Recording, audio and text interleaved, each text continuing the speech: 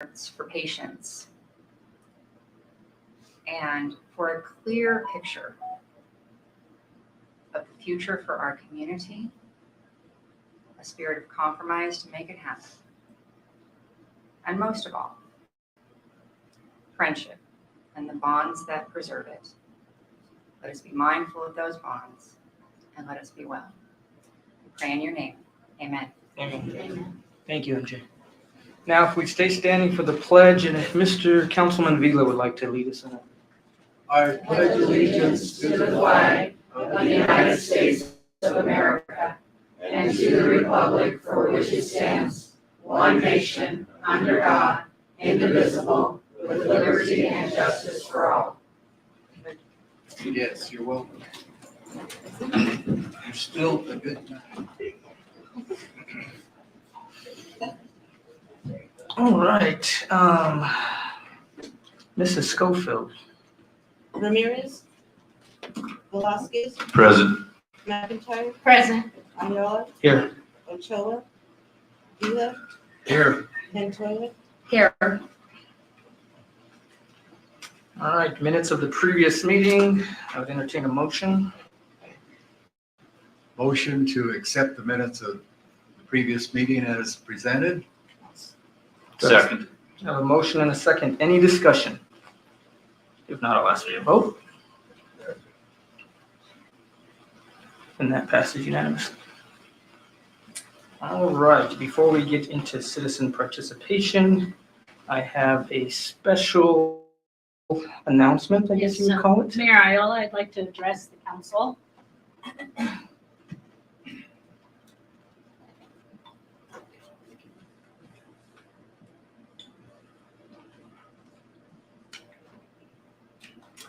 I would just, and citizens. Mayor Ayala, City of La Junta council members, community members of La Junta, I would like to take this opportunity to thank the community of La Junta and the constituents of Ward 2 for voting for me and allowing me to serve this great community of La Junta. I'm sorry. For 9 years, I've made this very difficult decision through prayer and discussions with my family to resign from city council, from my council seat for personal reasons, effective immediately, in the hope that in the coming election, my seat will be available to place on the ballot along with other items up for election. And hopefully my reaction won't keep you from doing that.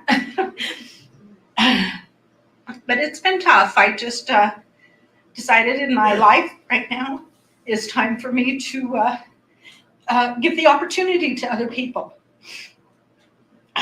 I truly thank all of the dedicated city employees, Mayor Ayala, and fellow council members for the chance to work alongside of you and their dedication to continue to serve our great community. I wish future success and nothing but the best moving forward to this council, Mayor Ayala and the people of La Junta. And I just want to thank you.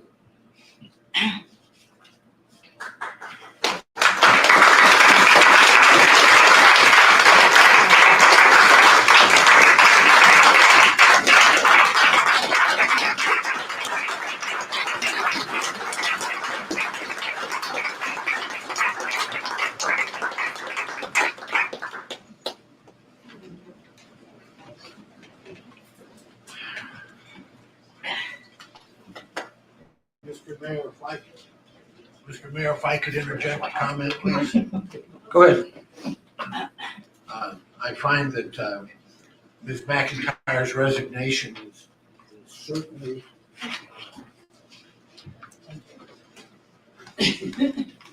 Mike. it's certainly both a surprise and unpleasant surprise. Elaine has been in my view, a terrific council person for years and years. She's always attended not only the minimum number of meetings that she needed to attend, but also meetings that she's not required to attend. She hit the utility board, she hit planning commission, she attended just every meeting she could. Hi. Maybe you could use Davies. I wish somebody would pay the city utility bill. Anyway, not to be taken away from Elaine, she's just been a superb council person, and as important as all of her attendance at meetings has been, she's been the City of Lahaina representative to the hospital board. And I've said over and over again that that is a critical relationship that is germane to the survival of this community, and Elaine has actively participated in that and done a yeoman's job. We're not going to be the better for her having left, but on a personal level and a professional level, thank you, Elaine. Thank you. Thank you all. Thank you, Elaine. Same for me, Elaine, I've watched you go through all the CML classes, you're always supportive. Watched your kids grow up, and, you shared your kids with me. Yeah. I'll never forget what you've done for the citizens here and your due diligence of doing government right. Thank So, you. thank you. God bless you, Elaine. Thank you. Thank you, Elaine. And I just want to say, to be up here, to volunteer your time for even 2 years is a lot. So for everything Elaine's done, for all the years she's put into it, we thank her. And this was a shock. I just found out when I got here tonight. So it wasn't something we had planned for anyone. Before we jump to citizens participation real quick, I'm going to ask Todd to come up and give his update for Police in the Park. He's a very busy man, and I don't need to keep him longer than I can, I guess.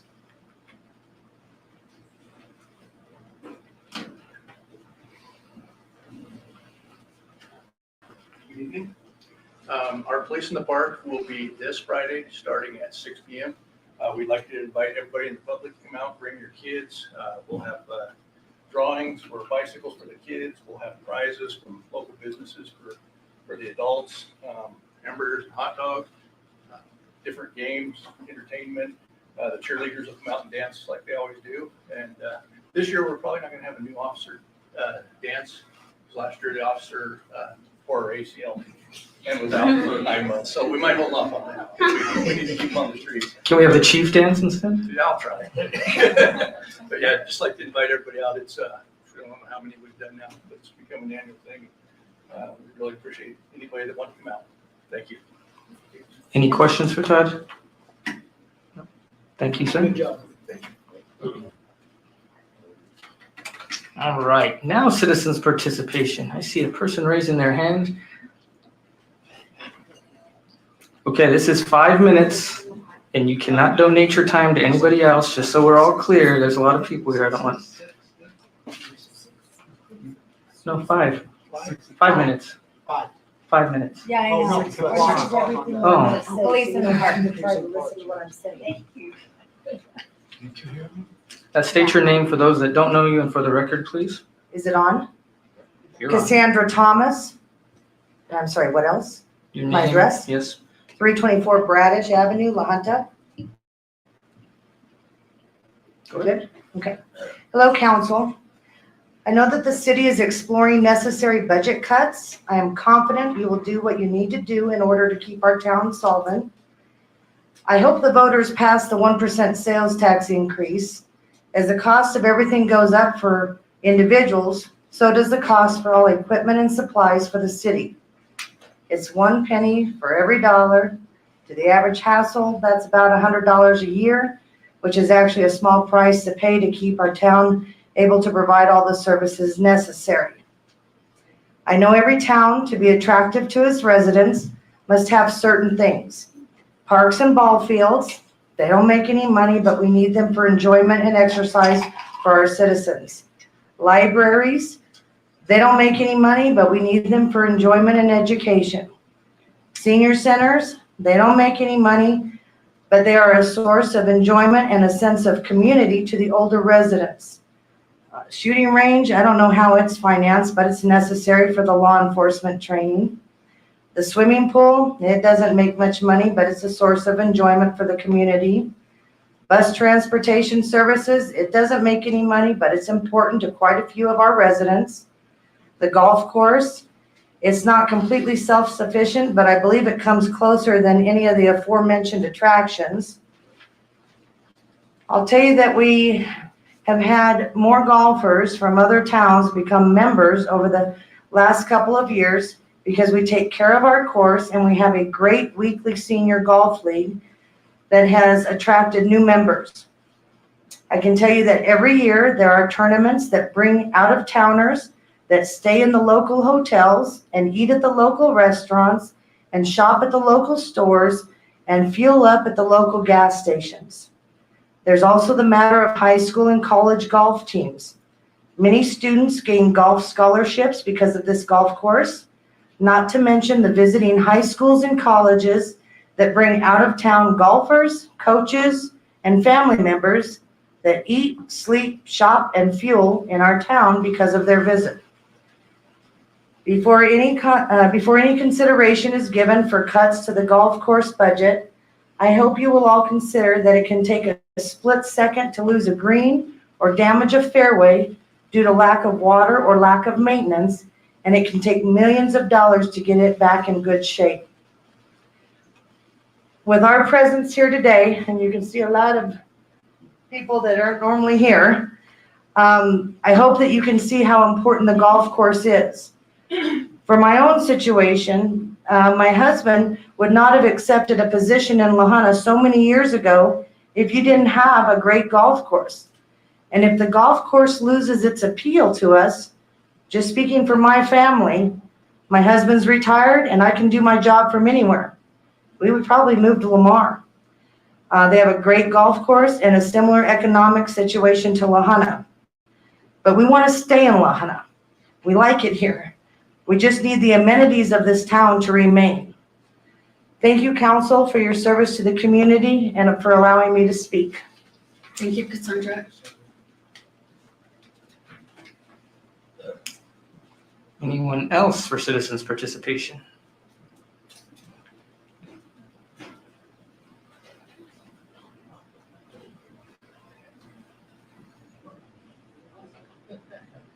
What do I need to do? It's my first time. I always watch on Facebook. Name and address. Aaron Pearson, 1105 West 12th Street. Start the clock. Here we go. I've been coaching in the community for this is my 9th year. I coached 7 years at La Junta and the last 2, currently at Swink in the last 2. Like Cassandra said, she said it very well. I've had boys go on with golf scholarships. We got college here. We have a great communication amongst each other. It's educational. It's important to have a golf course. Okay, there's things kids can do besides go to Sonic and go to Walmart. Okay, I got a lot of kids. Just last Friday, I had 16 high school teams and 65 kids participating just in my one day. That doesn't include the multiple days that they go out and practice. It's important, okay? I'm getting a little emotional because I learned here. I got my teaching card through here, through Bill Sharamani years ago. It's not the greatest, but it is a very solid 9-hole golf course. Very solid. I wouldn't say that just because it is. It compares to Lamar, like Cassandra said. Try not to get emotional because this is real important to me. Making that choice, I don't see closing the golf course and the other many things that you said, Cassandra. It's not going to help the economic area right here. It's not. So please consider not doing it. And I do agree, the 1% is important. I hope that does get passed. Like I said, I didn't have anything written down. I was kind of speaking by the heart here.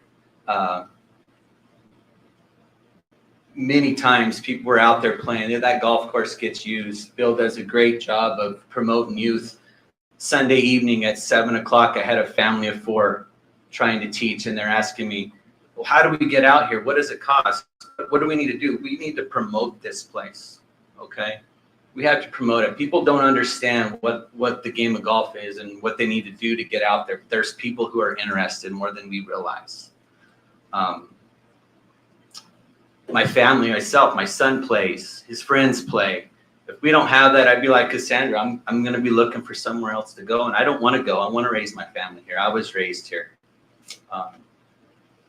Please consider. I know there's things you have to do, but just consider how important that place is. It can make you money. It can make the city money if you provide an area for people to play and promote it. That's all I have to say. Thank you. Thank you. Thank you. Colleen.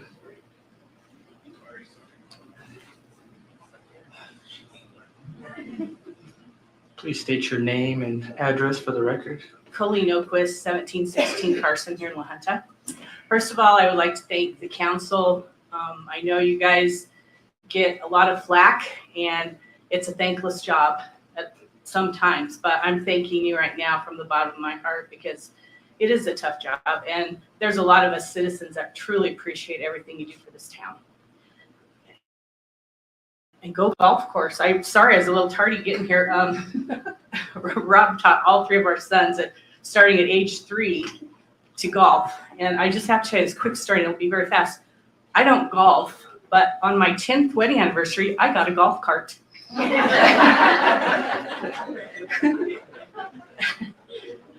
The reason I'm here tonight. Now that is a good wife. At least it wasn't a vacuum sweeper, right? I'm here tonight representing the Tarantula Committee, and we're going to have our second Tarantula Fest will be on September 29th and 30th this year. And the reason I'm here is I would like to ask for some street closures for the event on Saturday the 30th. So we would like to request that 3rd Street be closed from San Juan to Colorado, and Santa Fe closed from 4th to 2nd Street. So that's our request. And Colorado? yes, On 3rd. yes, 3rd Street. And then Santa Fe from 4th to 2nd. I'll just tell you a real quick rundown of what's going on with the Tarantula Fest. Rob and I did have the honor last night to meet with Cara Schilling. She's the director of that large tarantula lab in Iowa from Iowa State University. And she has students on the ground again this year doing some really fantastic things. And she told us they finally got some little 3D cameras that they can put down in the burrows. And they're looking at the babies on the walls and the female tarantulas. So that's pretty exciting. Dallas is supposed to get to come back for the fest this year, so we're looking forward to that. We will have a parade on Saturday at 10 o'clock. And let me back up. Friday, we're going to have the presentation by Dr. Paula Cushing. We got Cushing and Schilling and it's hard. But she's going to give not a lunch and learn, but a presentation at the college from 1 to 3. I do believe the Arachnid Society will be there with specimens again. And then down at the Fox Theater at 3:30, they're going to show tarantula. So it'll be on Friday evening, early evening this year instead of on Saturday. On Saturday, there will be booth setups with vendors. We had a real good turnout. We'll have a parade at 10 o'clock that the La Junta Chamber of Commerce is helping us put on. We'll have cars there again. The educational pavilion, I've had lots of requests, and even the pavilion in Denver, what is it? The Butterfly Pavilion, there you go. They're coming this year. I don't know if they're bringing Rosie, but they're coming. I think they thought we were so cool, they better get down here. So that education pavilion is going to be in Times Square this year, right downtown, so people shouldn't have any problem finding it. And then we will be doing tours again in the evening. Hopefully we'll have 4 buses full this year. So we look forward to it, and we invite everybody to come And we appreciate everything again that the city does to help us make this a cool event. And we just hope it's bigger and better than even last year, and we'll just keep growing this thing. So, thank you. Thank you. What was Rob's contest that he had last year? Rob is sponsoring the hairy chest. No, I mean the hairy leg contest. Because he's a Swede. He has one hair on his chest. Yeah. So yeah, if you have hairy legs, don't shave or anything. Come on down. That's men and women. Come on down and you can get a prize. Oh, Makerspace is making the prizes for that, so it'll be like the cool hats. We have T-shirts, things like that. So, and I think they do a really good job. Jesse over at Makerspace, they do really cool activities with the kids and the library. I mean, it's just a fun day. So please come out. We appreciate it.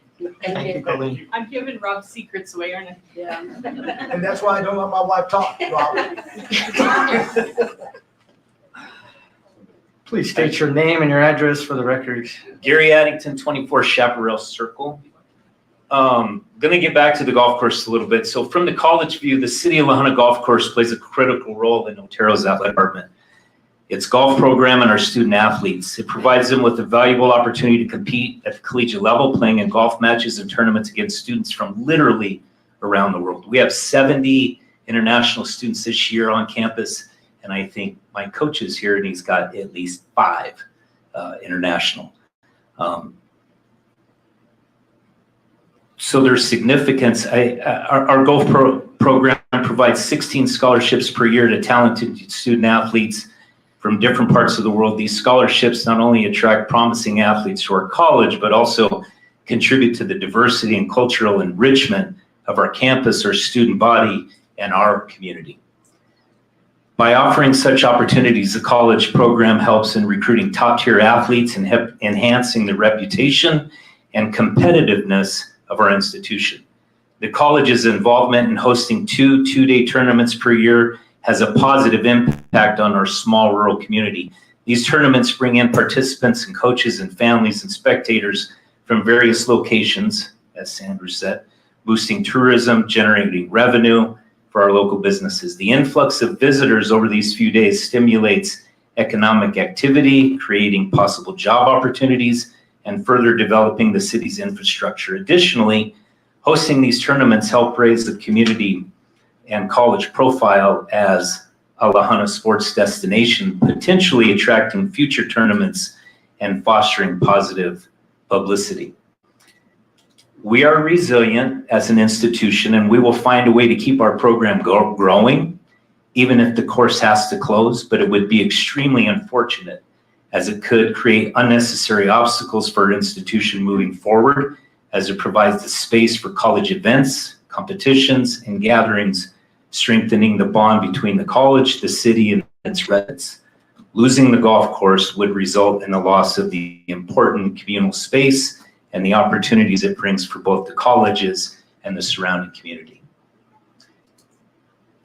That's, as I look out here, I see former athletes, I see coaches, I see some history. So it just, whatever we can do to help, I know the college is there to help in any way that we can to help this be sustainable. So thank you. Thank you. Thank you, Gary Van.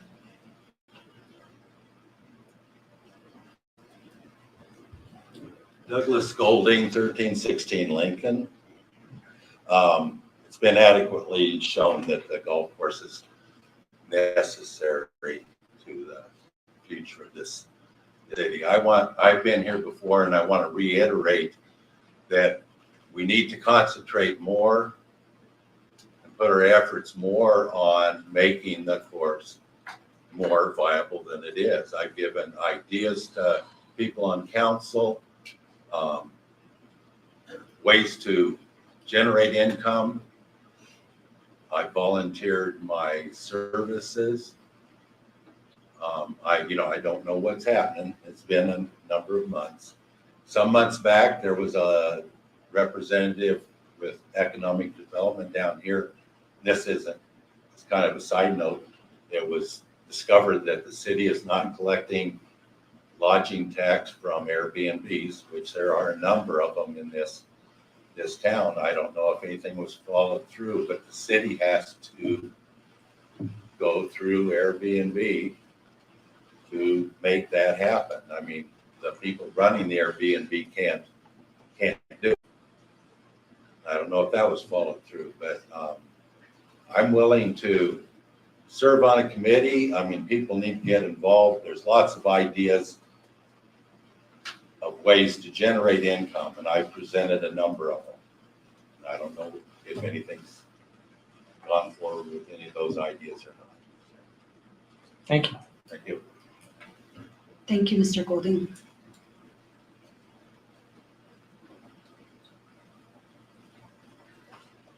Hi, Council. I'm DC the Prince, 1314 Cimarron. I'm the girls' high school coach. Have been so for going to be 9 seasons now. When we get to the spring season, to piggyback off of what Gary talked about, the history of golf, that La Junta golf that's actually in this room. I'm on the other end of it. I get to bring people into it, and it's because of the course and because of the situation. Aaron and I 9 years ago jumped through all the hoops that we could and couldn't even think of to bring golf back to La Junta. And the golf course can't step up here tonight and teach it and speak about all the lessons, lifelong lessons that are going on out there when our young students decide that they want to give this sport a try. I speak here before you guys. We all learned our life lessons growing up. Our role models were across the table from us. They were watching us all the time. Today, things are so much different. It's all on your phone now. Every answer you need for school, it's a 15-second TikTok, this or that. Well, when you go out on a golf course and the hole looks as straight as humanly possible, why can't I, just like on those videos, send it down the way? And there comes the life lessons. You hit it out in the weeds, you hit it out in the weeds. You happen to get one straight, good for you. Every day, the determination, the goal setting, that because of, let's just face it, there's a cost. There's a cost with the golf course. There's always going to be a cost with the golf course.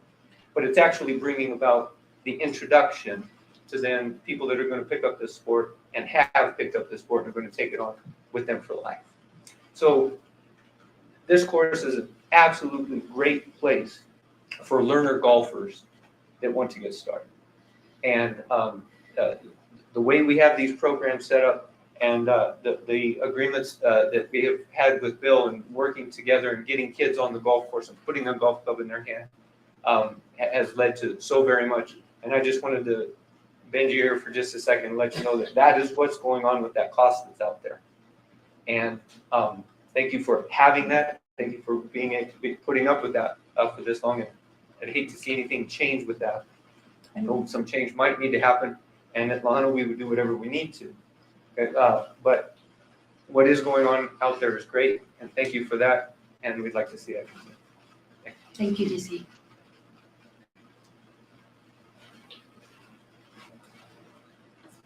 Kimberly Gallegos. I am at 1421 Bradish Avenue here in La Junta.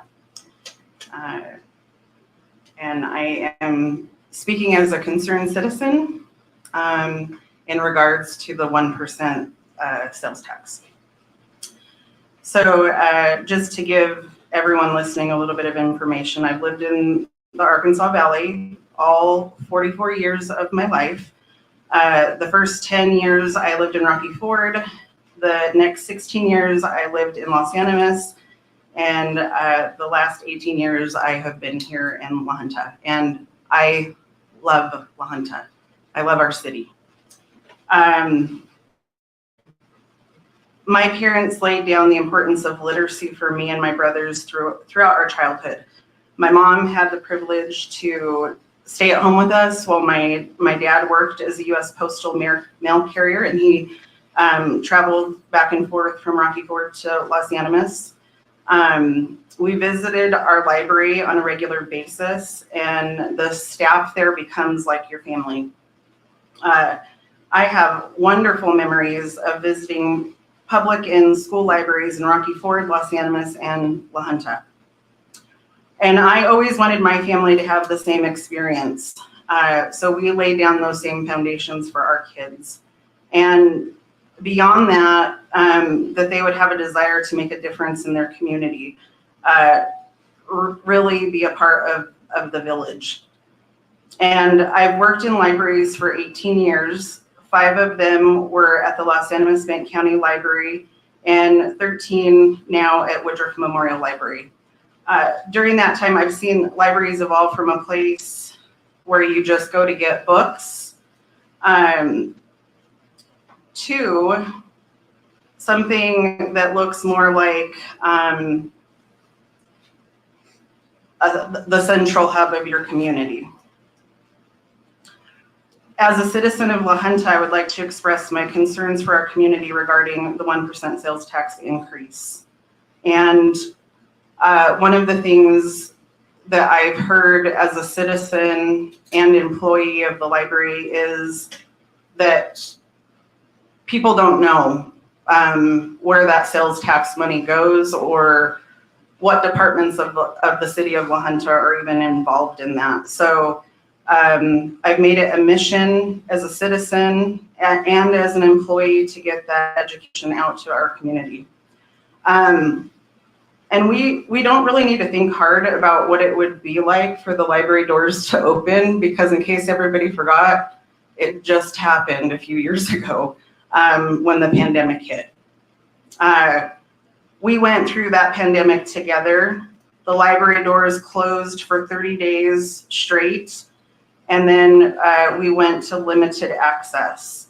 And during that time, I was amongst the rest of our community, cut off from Woodruff Memorial Library resources and services like having access to reading materials, copying, faxing, scan to email, being with coworkers, our patrons, and especially the children. And this may not seem like anything to anybody else, but I didn't hold a baby for a year. I do story time, and that was hard, the mental part of it. A library is often the first place a person will visit when coming to La Junta because of its many resources and friendly faces. Maybe if you haven't got your internet hooked up, you're looking for a place that has Wi-Fi, or you need to print out papers of some sort, we're the place to go. And so because of its many resources and friendly faces, we are often that first place. A good majority of the city departments operate from local sales tax. And because I'm an employee of the city of La Junta, I am very aware of the current financial crisis that every single person in this city needs to know about, because we keep hearing that people don't know. I didn't know that this was connected. I didn't know. So now is the time. This is the time for our community to come together and make a difference for the future of the city of La Junta. Help make our community a place where people want to come. If we don't have a library, we don't have a golf course, we don't have a senior center, and we don't have a pool, who will come and work at our hospitals? Who will come and teach our children? And all the other professions that are out there, who will want to come to this place? Kim? Am I out of time? I am pleading with the citizens of La Junta to not shut the doors on La Junta. We need our library, senior center, pool, and golf course. Vote 2A for LJ. Thank you. Thank you, Kimberly. Hi, I'm Matthew McIntyre, resident of Swink, but I've been a member of this community as long as I can remember my entire life. I serve on the Inspiration Field Golf Board. I think many of you know the building that Inspiration Field has brought to this community. And everyone knows that we just had our 38th annual tournament there. A few years back, La Junta Trading took that over to keep that tournament going. But I think without a golf course, we don't have an outlet for a nonprofit to be able to raise money in this town for their events, or even to have a dream of a building like that. As well as just this weekend with Shira, had a golf tournament. It's not just about La Junta, it's about the whole entire valley. From swing school fundraising to raising some money for Shira and people involved. We have to have an outlet for people to come and raise money. I've been playing golf tournaments since I can't even remember. But most of the golf tournaments I played in from was my parents getting me in it to play or maybe putting my own money to play. It was my way of being able to give back to this community. And I don't want to see that lost. So I just wanted to say I think we need to really work hard to utilize the things we have in this community. And we're going to have to really work hard. So thank you guys. Thank you. Thank you.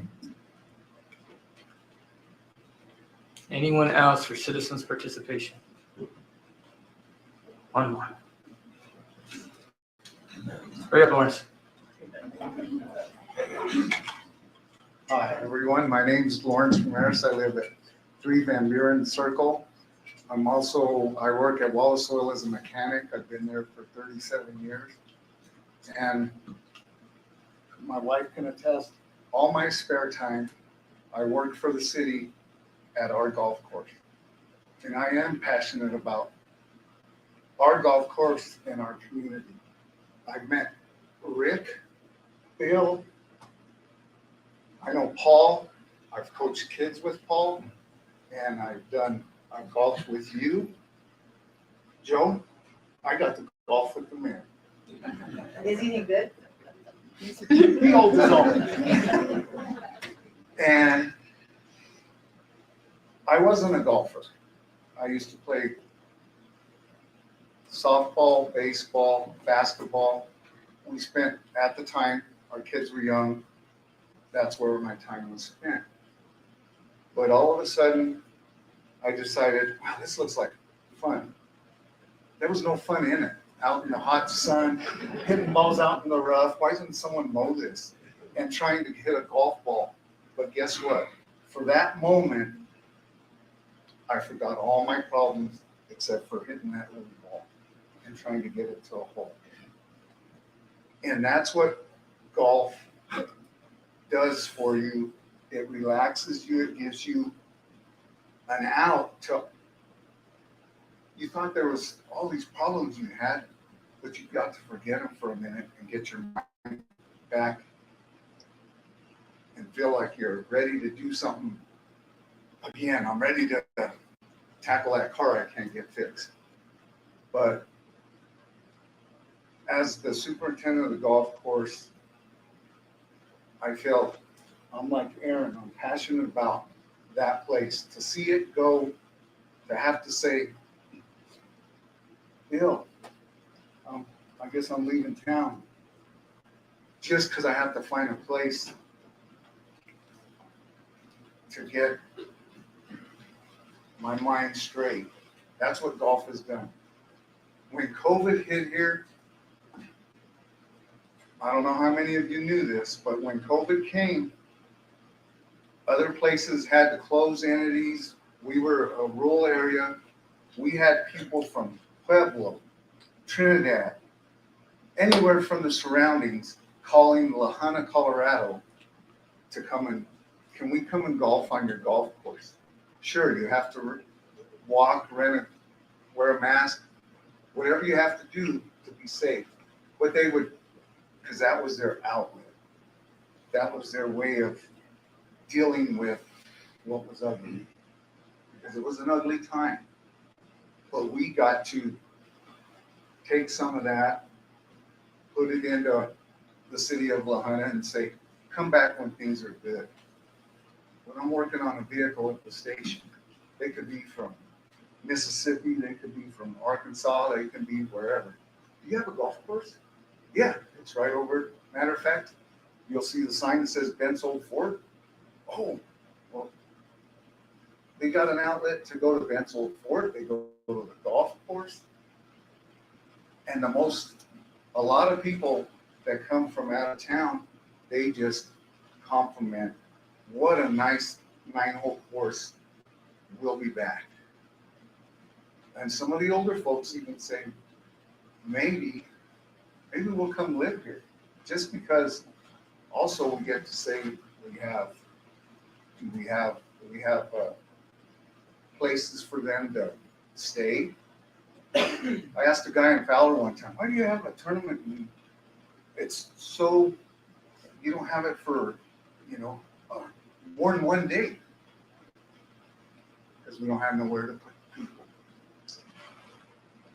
Well, we got we got motels, we got places to stay, so we can offer more to people.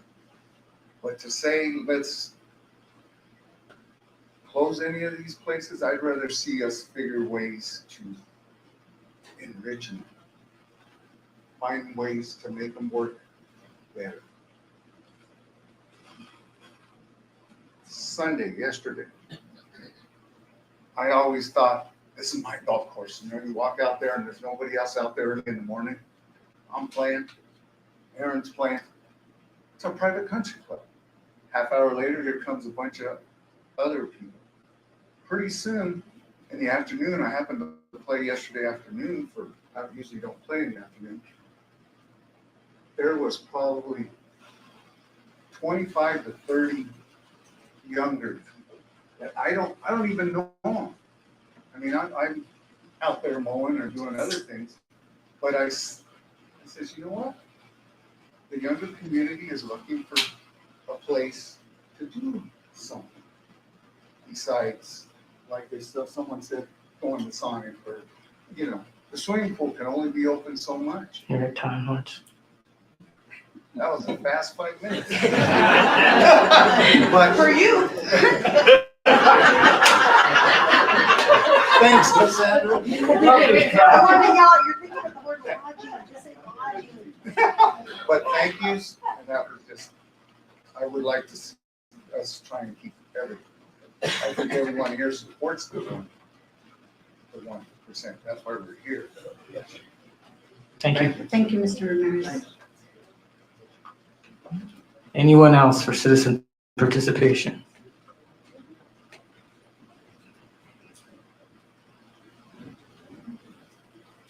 Amy Kelly, 1301 Lincoln. That's my old address, 1301 Himba. So a couple things. The library. I hope it can be open again on Saturdays because when my grandkids come up here, we used to go to the library on Saturdays. So we can't do that anymore, and that's frustrating. And I'm a teacher, and that's important to me.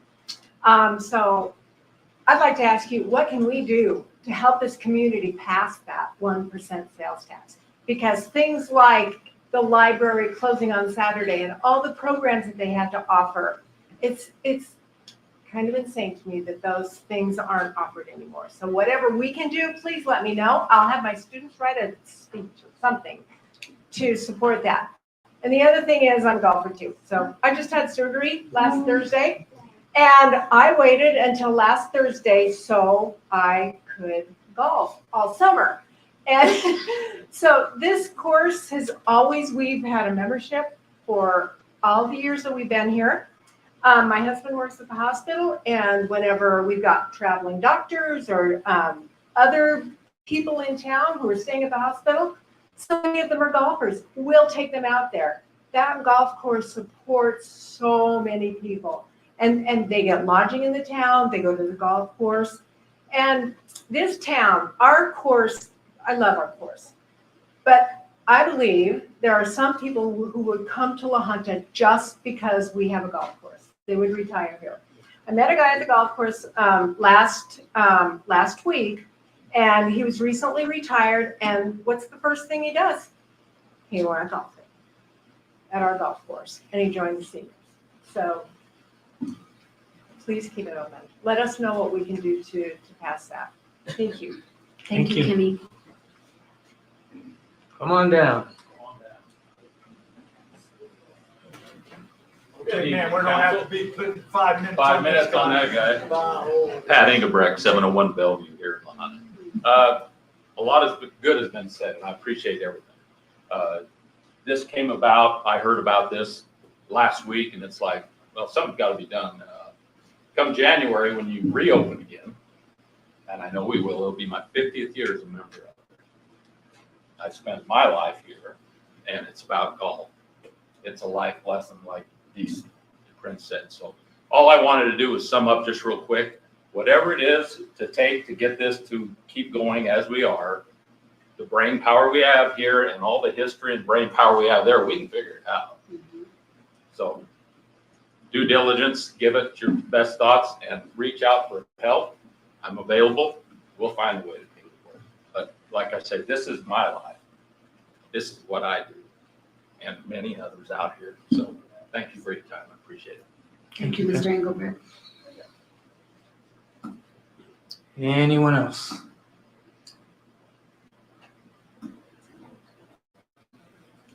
I guess I'll let you speak. Angela Ayala, somewhere over there on San Juan, Put the 1500 5 minutes block. on her. Fun fact about me, I do not golf. I played one time, we got lapped. My husband kindly picked up my ball and just said, get in the cart. I'm actually here to invite the city council to the 92.1 pounds of cash promotion that's happening with Remax Advantage of the Murphy Group on Friday. It was considered a police in the park. It's happening from 3 to 6 p.m. So when you're out at 3, just stay out and go from one event to the other.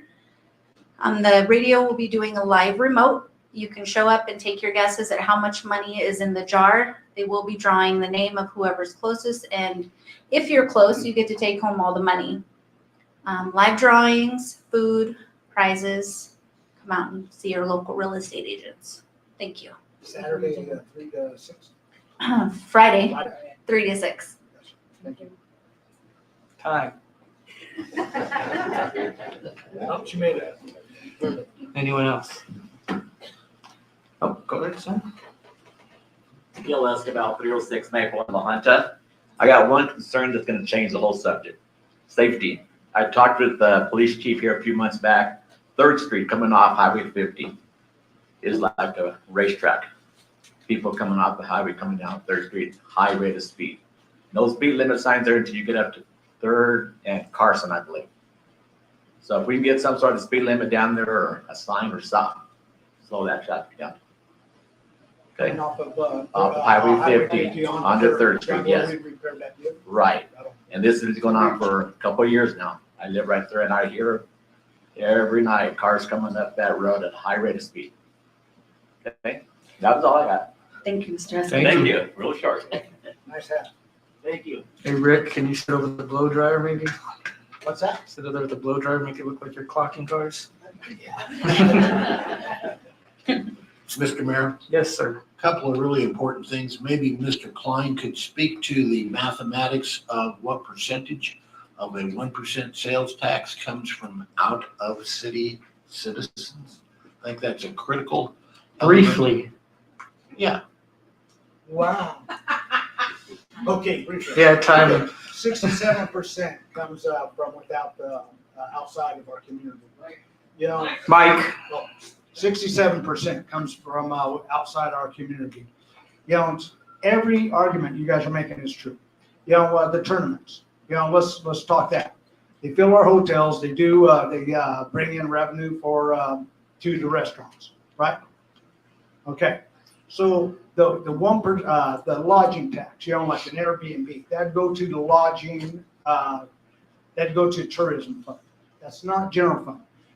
General fund. General fund is everything that's tax supported.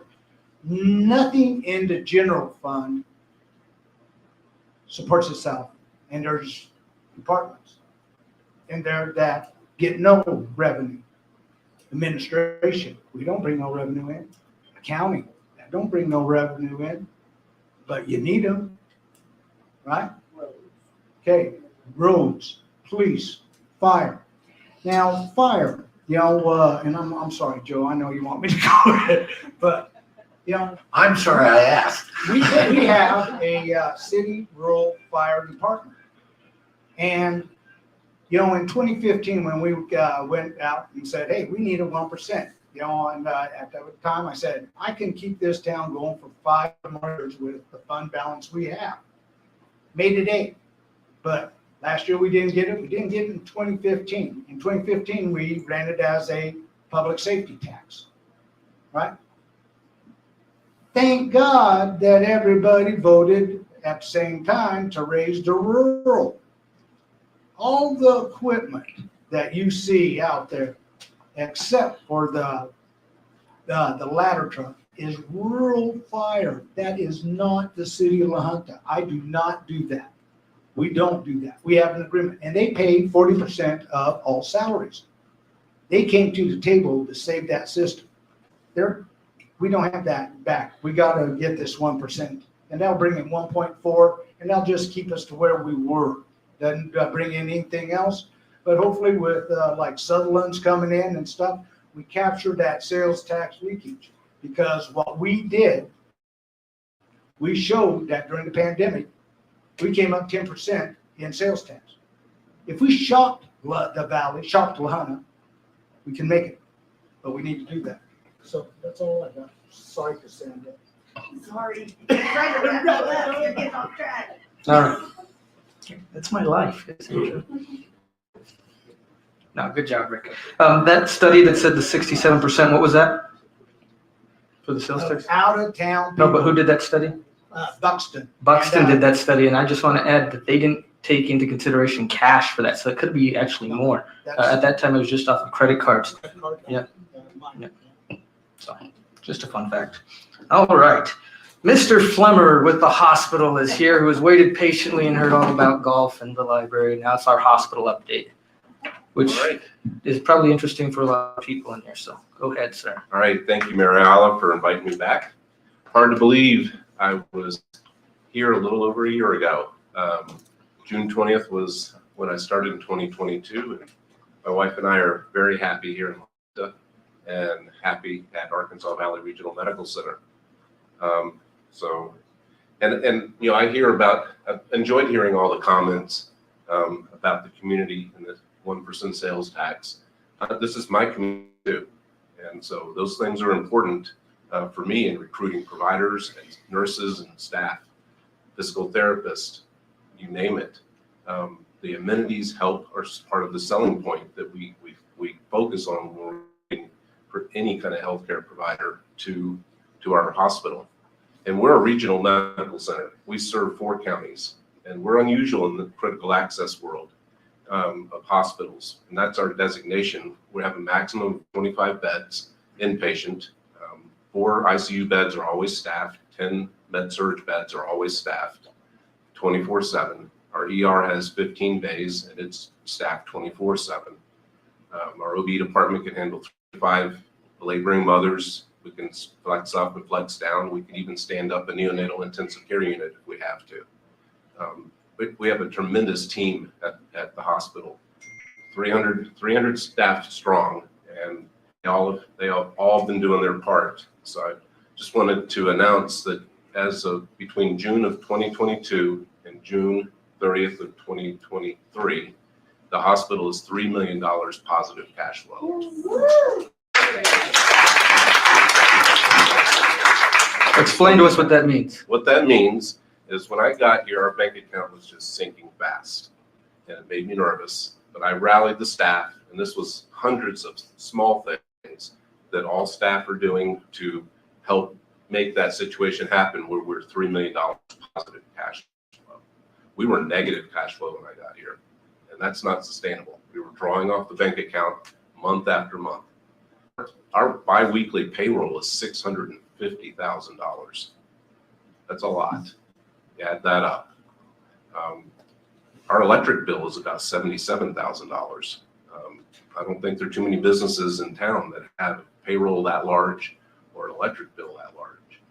And so just wanted to celebrate and thank the community as well, because the volumes are up. You're using your community hospital, and I appreciate that. But we need to use it more. And the reason I know that is I receive reports from the state on where patients are going for healthcare. And there are plenty of people still leaving town to go get things that we can do right here in Junta. Just basic imaging, x-rays, mammography, ultrasounds, MRIs, CT scans, lab testing, physical therapy, using the ER. But I can see that the community is supporting the hospital more over the last year, and that is recognized and appreciated. And one way I judge that is not just by the numbers, because I see the volumes. I see the parking lots a lot fuller in the front of the hospital. That's a great indicator. That's an old hospital administrator metric that I've been doing and using for 39 years. And so I truly appreciate the community support, but please help spread the word. Ask people to give the hospital a chance. And if you feel like you've had a bad experience, then please call me and let me know so I can fix it. If I don't know about it, I can't fix it. I've worked on a lot of things and gotten a lot of things fixed since I've been here. One was staff morale. Staff morale was really low when I got here. And so I've been very visible, talking to the staff, making rounds daily, going to our daily clinical huddle where we talk about the care plan for the inpatients that we have in the hospital. And so I've been very visible. I've also been an active member in the Colorado Hospital Association. We were not an active member in that organization. They have been providing tremendous support for our hospital, and I appreciate that. We've been paying the dues, but we haven't been maximizing the services over the years. I also joined the Eastern Plains Healthcare Consortium. We have not been a member of that. That costs our hospital $500,000 in extra state funding by not being a member of that for the past 5 years. So that's 5 million times 500,000 times 5 years. So that funding is coming up for renewal in the legislature and will most likely pass. So with us being a member now of the Eastern Plains Health Consortium, we'll get an extra $500,000 a month because we're now part of that group. Also, I'd like to celebrate that our trauma designation was redesignated for another 3 years for a level 4 trauma center. And so that is a tremendous work by our Chief Nursing Officer, Heidi Gerhardt, our ER Nursing Director, Robbie Quick, our ER Metro Director, Dr. Brady, as well as our whole ER team. We have a tremendous ER staff, and we are very fortunate. We've got experienced and new nurses and techs and clerks and physicians in there. Dr. Baumgartner recently started as a part-time ER board certified ER physician, and he's going to grow his presence and his schedule over the next many months. We also are working to bring a spine surgeon to La Junta through Health One HCA in Denver, and he's been here for a site visit and really liked what he saw. So he's not going to do surgeries to start, but he'll start seeing patients for consults, and eventually that will grow over time. He's been in Hugo, I think, the past 10 years. And so Dr. Barker is the physician, and he'll be coming here once a month, and he'll be starting in October. And so that date is fixed. We'll also have a neurologist that will be starting through Health One in Denver. He's coming for a site visit later this month on the 18th, and to assess our specialty clinic, and he's going to have 1 day a month for consults and 1 day a month for procedures. So that's going to be a great addition to our community. Also, I want to announce some staff and leadership changes. So I strongly believe in hiring from within and giving advancement to the staff that have been loyal and dedicated to our community hospital. So I hired Karen Martinez as my executive assistant to replace Gloria Thomas, who retired after 40 and a half years as the executive assistant at the hospital.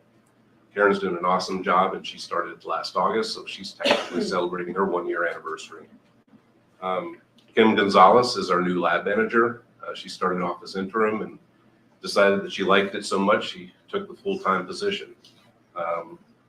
And then Kate Dunn Richmond is an external hire, but she's an expert respiratory therapist and knows the technology side as well as the clinical side. She came to us from Texas and used to be a ventilator field engineer for one of the large ventilator manufacturers. Kate Hayden is our new patient access and scheduling manager, and Kate is doing an awesome job. She's brought enthusiasm and a can-do spirit to our patient access, registration, and scheduling staff. And hopefully you've seen and heard the smiling faces on the other end of the phone that had called the hospital. Kate Smith is our new specialty clinic coordinator. Kate was the receptionist, and so I promoted her when Pam Wyckoff retired after 30 years serving the hospital. And I think that's all. And there'll be more as more opportunities arise. So we did hire a new controller. Jeanette Bender retired after 26 years of dedicated service to the hospital as our controller.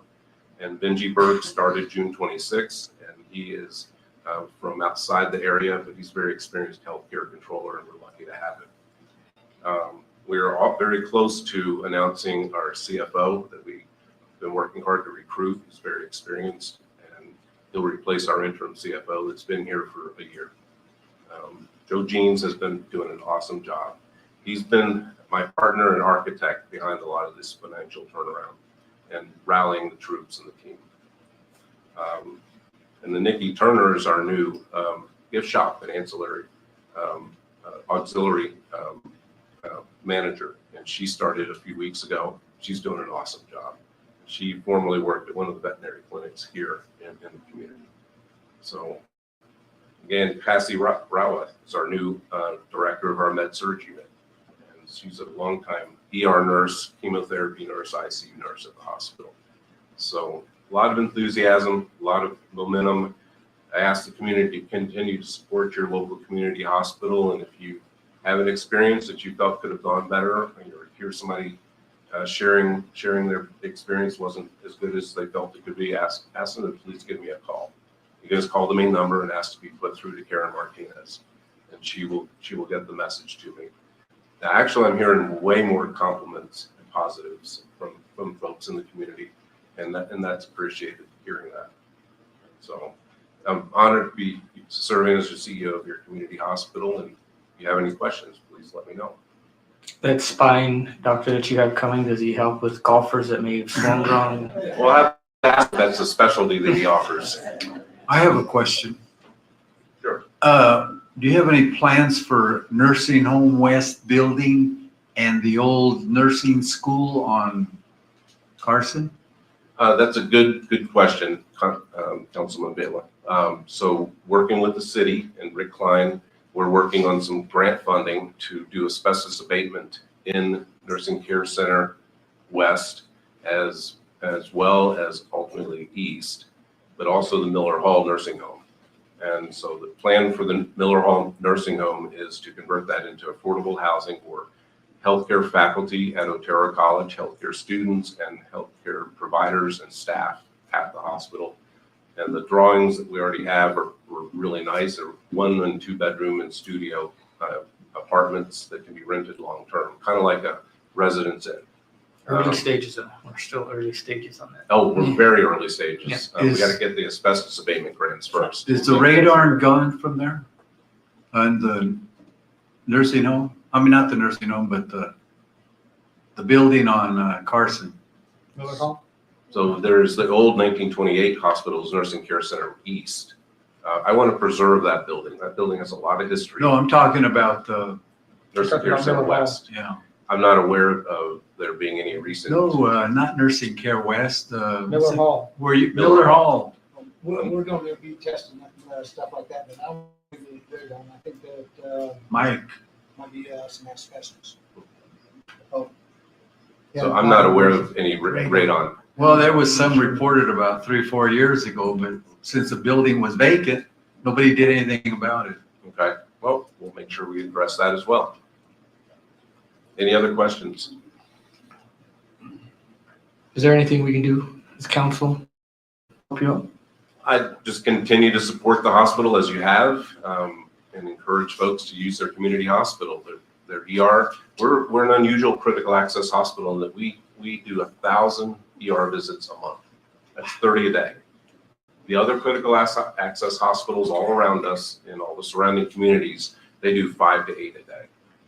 We're a very busy hospital, and we're seeing a high acuity, very complex medical care cases in emergency and trauma cases at our ER. And there was recently a 5-year-old that came in as a trauma a few weeks ago, and he is now recovering, is what I've been told. But we stabilized and got him transported, air flighted out to Children's Hospital in Colorado Springs. And it's always all hands on deck. Back on April 22nd, I should mention, there was a snowstorm going on, and we had a mother present with abdominal pain from Pritchard, and she did not know she was pregnant. She was pregnant with 2 micropreemies. And our staff, our physicians, our family medicine and OB providers from Valleywide, as well as our certified nurse anesthetists they all rallied and they stood up in the neonatal intensive care unit for over 12 hours on our own without asking. They just did it because they knew how to do it. And because they couldn't get helicopters or ground crew out here due to the snowstorm. And that happens more often than we all realize. I know there were 2 helicopters in here this weekend for another situation. And so our staff does a great job of stabilizing patients and getting them ready to be transported if that's what needs to happen. But we take care of a lot of those patients right here in La Junta. We just can't publicize it a lot because of people's privacy. Well, Andy, you know, I've had the pleasure of working with you this past year and going out, you know, you recruiting docs and you changed the system. You've done everything that I would ever want within somebody taking over that hospital. And I want to say thank you as city manager, but also personally, thank you for your efforts. Well, thank you, and I appreciate the support and partnership, Rick and Joe and the city council. I forgot to mention, we're also being much more active in the community as an organization. If we're asking community to support us, we need to support the other organizations throughout the community. In recent examples, my wife and I served as beer pourers at the 3rd annual Beer Fest. And what you all don't know is my wife put herself through college being a bartender. So she was over there doing the bartending part, and I was talking and getting to know people and not doing a whole lot other than getting more beer out of the trailer. So that was a fun event, but we've been sponsoring just about every major event throughout the past year, and we'll continue to do so. And we'll try to do it at the highest level possible. And we are sponsoring Early Settlers Day for the first time, I've been told, in the history of the hospital, sponsoring on Early Settlers Day. And we're going to sponsor the Arkansas Valley Fair, the Crazy 8 race. We thought that was a little tied in with healthcare and a trauma center and emergency room. So a little sense of humor. So, but thank you. I know that I went way over my 5 minutes. Thank you, Andy. Thank you, Mr. Kummer.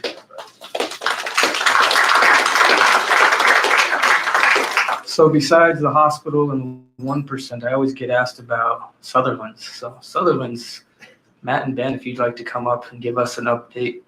You know, it was about almost a year ago that I got a call from William Sutherland, and he wanted to set up a meeting, and I contacted our city manager, Rick, and what we do is we sell La Junta. That's our job, is to make La Junta look as attractive as it can be.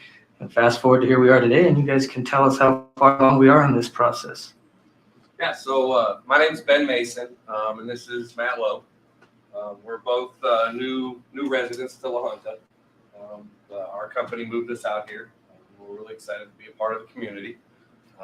We've done quite a bit of work inside the building as far as cleanup goes and getting it ready for racking and product. We've got all the walls painted right now. Floors are squeaky clean. You can hear your shoes squeak as you walk across the floors. We got our. That was a long time coming too. It was a mess. Yeah, I think we've done maybe 12 40-yard trash dumpsters and about 6 metal ones, cleaning out all the trash and garbage out of the building. We've got 5 new hires starting Monday. Local people. We're really excited about that. We're starting setting up shelving and getting on with merchandising and stuff. So. And you know, when these guys were doing their demolition, you know, from the previous owners, they offered all the stuff that instead of taking it to the landfill, you know, they called up the city and said, "Hey, you guys need these big hayback systems that we don't need," and we were able to capture some stuff and really appreciate that. You know, that you guys were thinking ahead of how to save city money. Absolutely. So I just kind of wanted to give a preface of who Sutherland's is. Sutherland's is a private family-owned company. And we are huge on that. We try to focus on, and our biggest focus here in La Junta is to capture lost revenue. The revenue that's leaving La Junta, tax dollars that's leaving La Junta, going to Pueblo and going outside of La Junta, and bring it back home, bring it back here, and bring those dollars here at home, those tax dollars, put it back work here for the residents of La Junta. That's our goal. So a private-owned company, family-owned company, and they're a good family. As a matter of fact, Ben was just with one of our owners Mark Sutherland last week, and I'll be with him this week. And Billy will be here. William Sutherland, he'll be here for the Tarantula Fest. So we'll have a float at the Tarantula Fest. We'll have a booth set up for Early Settlers Day. So come out and see us. We're going to have quite a few giveaways, power tools, things like that to give away. What all are you guys offering at the store? We'll have a wide variety of anything you can need for home improvement, whether it's just simple building supplies, windows, doors. We'll have cabinets, we'll have furniture, appliances. We got a great appliance program. A lot of times if you go to a Lowe's or a Home Depot and try to get a refrigerator, it's 3 weeks before you get it. You're waiting on a delivery.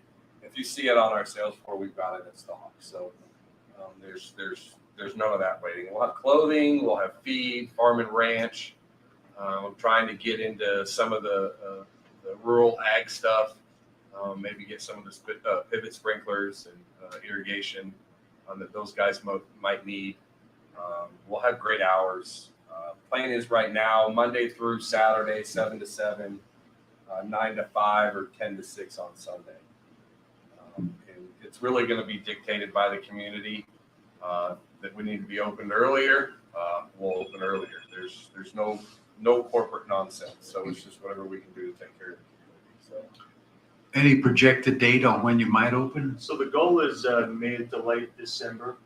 It's not necessarily an exact date as of yet, but the goal is mid to late December. And how many years has Sutherland's been in business? Sutherland's was founded in 1917 by Robert Sutherland. How many employees do you think you might have?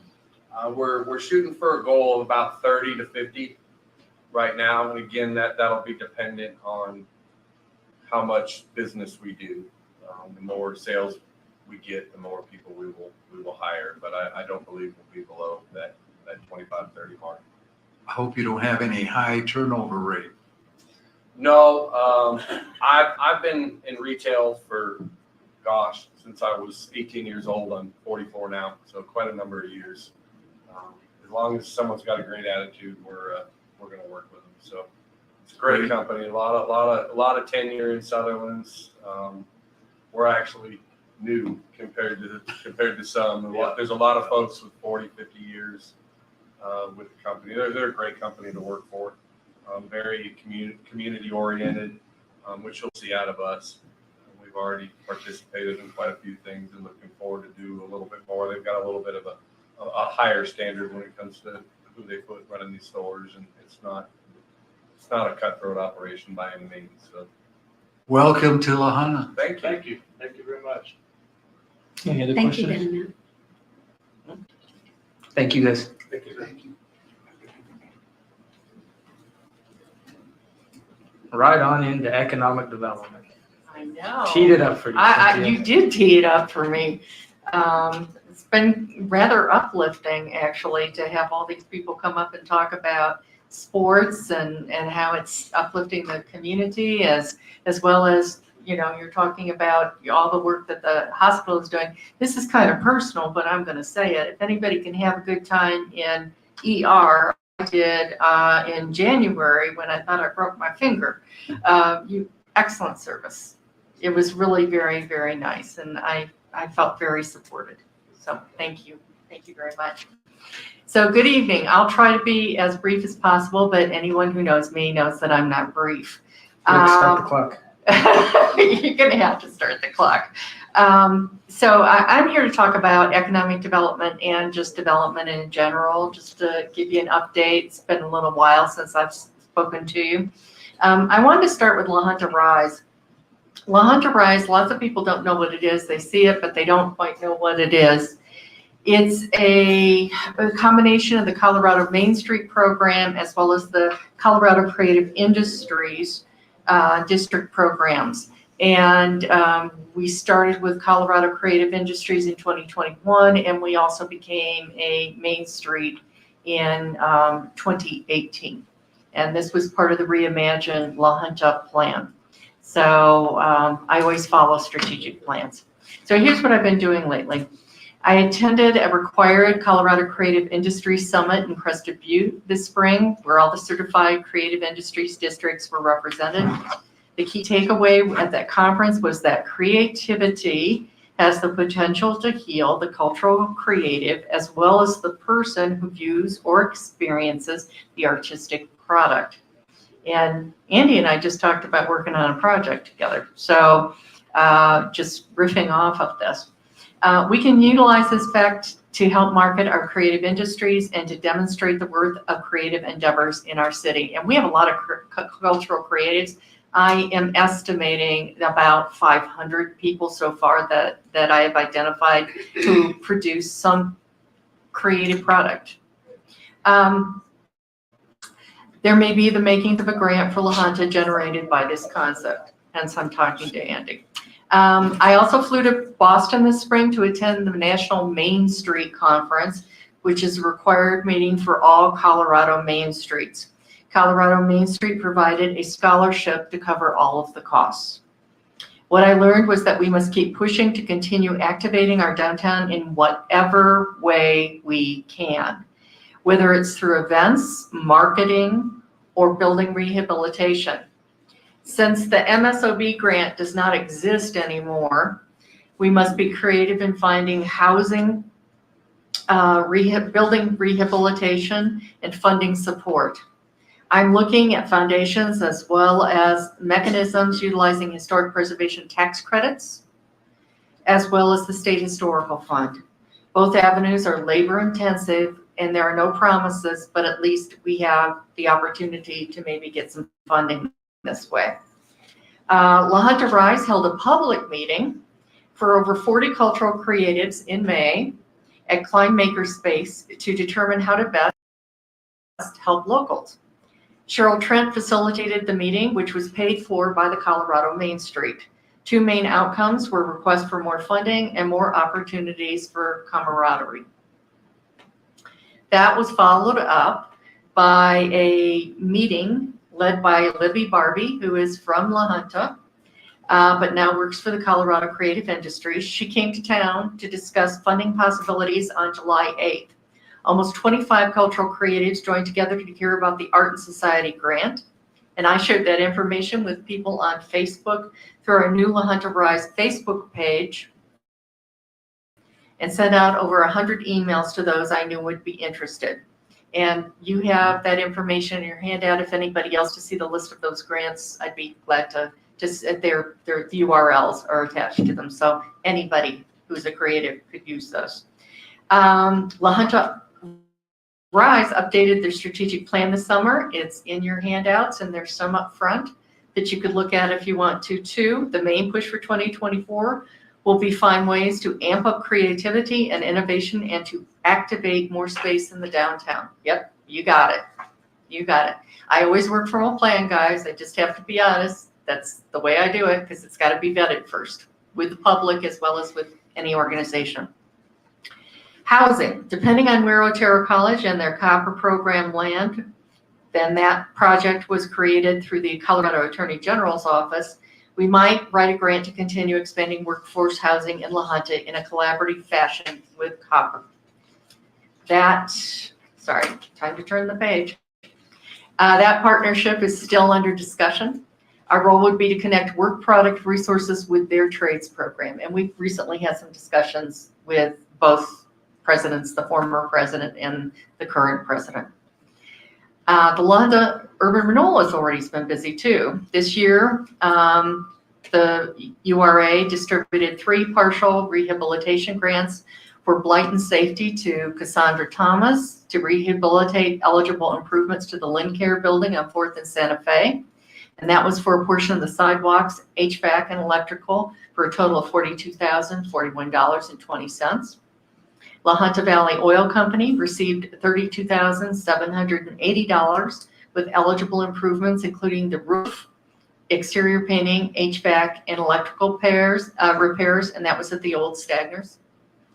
And then Sutherland's, which received $250,000 for a portion of the eligible improvements, including and facade rehabilitation, windows, and doors. They're actually putting several $1 million into that building, but this is a very small portion. We're working with a consultant to develop a strategic plan to pinpoint exactly what La Junta urban renewal is, because there's a lot of opportunities and range in the state statute for the way that you can develop urban renewal, what it does and what it will fund so that everyone can understand the La Junta Urban Renewal Authority. And we currently have a survey that I've been trying to blast on Facebook all the time and through email. If anyone could fill that out, I would greatly appreciate it. We've got until August 11th, and then that's the final date when they're accepting those. We're also at the end of June, just to give you an idea, because everybody always wants to know about money. We had a total number of assets of $548,287.56, but $324,821.12 of those funds are restricted because they have been allocated for grants, as I mentioned earlier. That leaves $233,466.64 in assets. So, and I trust that will be spent after all the work is done with the strategic plan, and that should be in the next few months. So as you can see, Urban Renewal's trying to get their funds out to help out the local businesses. Yes, we are. Yes. But you gotta ask. Yes, gotta ask, and as I said, we're holding that right now because we're working on making sure that we're all moving in the right direction. Now, this is my favorite part. The La Junta Certified Local Government Program, which probably most people don't know too much about, has been hard at work. The local government preserves and documents historic resources and educates the public about its findings.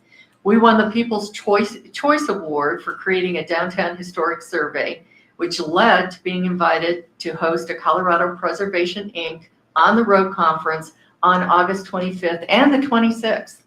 Most of the sessions will be held in the historic Fox Theater. Please see the agenda in your materials. I handed that off to you, and I think there's some up front too, and I'd be glad to blast it to anybody who wants to know about it. This one? Yeah, that's the one. It's 2 days and it's packed. Let me tell you a little bit about what we're offering. This isn't everything. We're offering a Taste of La Junta, which is a farm-to-table dinner catered by the Fairway, which will be held at the La Junta Tribune Democrat on Friday, August 25th. Lots of people have been dying to get into that building. You can get into that building if you go to that dinner. Entertainment will be provided by Lex Nichols, Ed Stafford, Early Morning Coffee, and Vance Johnson, but you didn't know he sang. A Dark Skies Caravan and presentation on Friday night will be provided by Mark Corbett, the astronomy professor at Otero College. He has said that we will be able to see Saturn on that night. There's also a historic tour of the downtown by Bob Fowler and that gentleman sitting right there. That's gonna be a lot of fun. Yeah, it is going to be a lot of fun. It won't be a short tour, I'll tell you that. Yeah. It'll be short. No.